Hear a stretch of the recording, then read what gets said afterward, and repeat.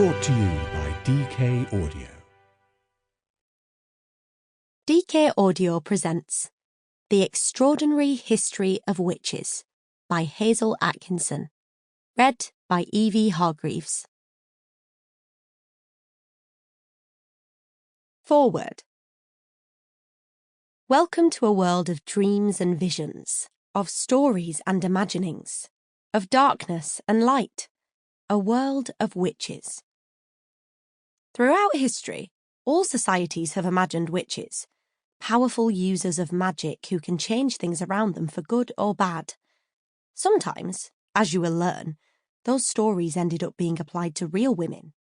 Some of them really thought that they had magical powers, but most of them were just living difficult lives on the margins of society. Whenever we imagine and whenever we tell stories, we like scaring ourselves.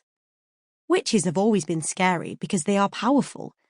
As you learn about witches, you will understand that power is not good or bad in itself, but can be used for good or bad purposes. You too can make your own stories about witches, stories about power, stories about fear. You too can be as curious as a black cat, and you too can dream of flying. Professor Diane Purkis, Consultant. Introduction. For as long as we have believed in magic, we have told stories of those who could wield it. None of these figures are more mysterious than the witch. From the dark woods of Russia to the sunlit streets of Mexico, witches appear in the history and folklore of almost every culture across the world. But what is a witch, and why are we so enchanted by them? In this book, we will journey through time to uncover the extraordinary history of witches. The stories we will uncover are complicated.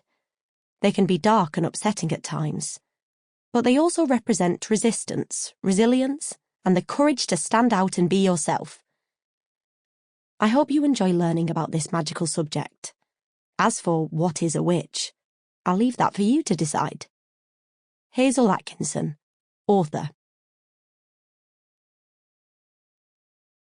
Chapter 1. Defining Witches. Before we delve into the extraordinary history of witches, it's important to understand that witch doesn't have just one definition. Just like the word magic, it means something different to everyone. This book contains both made-up witches, from fairy tales and myths and legends, and real people who have believed they are witches or who have been accused of witchcraft. This chapter will challenge some of the ideas you might already have about witches and might answer some of the questions you've wanted to ask. What is a witch? We have always been fascinated by witches. Across the world, stories full of magic and wonder have always been shared, featuring powerful enchantresses and fearsome crones. Belief in witches also plays an important part in our history. Many innocent people have suffered due to accusations that they have dabbled in harmful magic. But what exactly is a witch? Have you ever wondered? Where do witches come from? Are witches real or imaginary? Who believes in witches? Are witches good or evil? Are witches male or female? Are witches old or young? Can witches fly? Are witches weak or powerful? Do witches have pets? Are there any famous witches? What is magic? Do witches brew potions? Can witches cast spells? Do witches use magic wands? Are witches human or supernatural? Are all witches women? Stories of magic are as old as humanity, and evidence of belief in witches has even been discovered in some of the earliest known examples of writing. However, it can be hard to define exactly what a witch is. The majority of people accused of witchcraft have been women. Even today, a typical image of a witch shows her as an old woman with a pointy hat and a broomstick. But why? The link between women and witchcraft can be traced all the way back to ancient Mesopotamia, when it was assumed in many texts that witches were female. In the literature of ancient Greece and Rome, harmful magic was often performed by women, and in ancient China, the power of the Wu was associated with women under the Zhou dynasty. These older beliefs influenced writers in early modern Europe, who combined them with ideas about the nature of women, so that by the 15th century, women and witchcraft were firmly linked. In the early modern period, you were far more likely to be accused of witchcraft if you were a woman. In England, 90% of those accused were women, and this trend was common across the world. This does not mean that only women could be accused of witchcraft. In some northern and eastern European countries, including Iceland, Finland, and Russia, most of those tried were male. Bewitching women. Historic ideas about the nature of women and witches made it more likely that women would be accused. They were seen as weaker than men, as well as greedy, jealous, and sly. This was thought to make them more likely to give in to evil.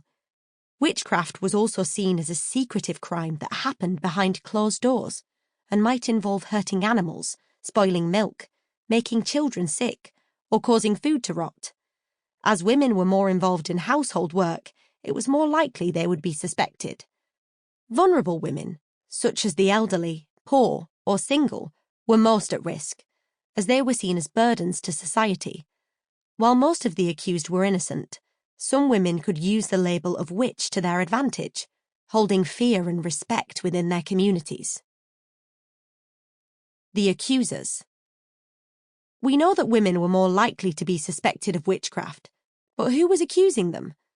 Most accusations took place within villages, where tension between neighbours could build up over years before exploding. Accusers were most often women, supported by male witnesses. However, during the early modern period, men usually held the positions of power, so it would be men who passed the judgment at trial. Witch stereotypes. A stereotype is an idea of something that is overly simple or exaggerated. When we imagine a witch, we often rely on stereotypes to form an image in our heads. Films, TV, and books have influenced these ideas, but many stereotypes are deeply rooted in the history of witchcraft and can be traced back hundreds of years. Witches look different. This idea comes from early modern Europe, and its harmful beliefs about people who looked different.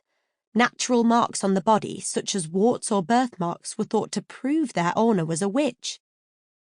Witches are evil. In most cultures, witches have been seen as evil people who practice bad magic.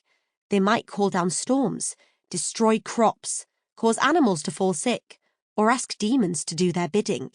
However, some witches practice good magic that helps rather than harms. Witches are old. You might picture a witch as wrinkly or crooked. This is because in early modern Europe, older women were more likely to be accused of witchcraft.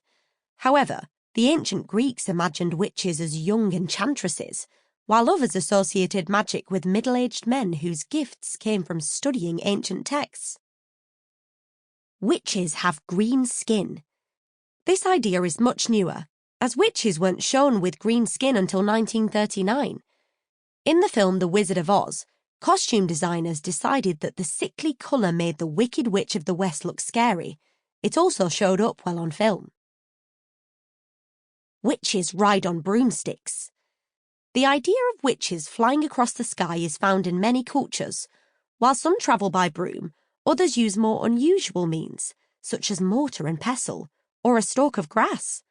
Some cultures believe witches could transform themselves into monsters and soar on wings. Witches love black cats.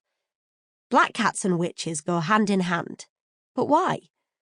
In early modern Britain, people believed that witches had familiars, demons, usually in animal form, who would help a witch.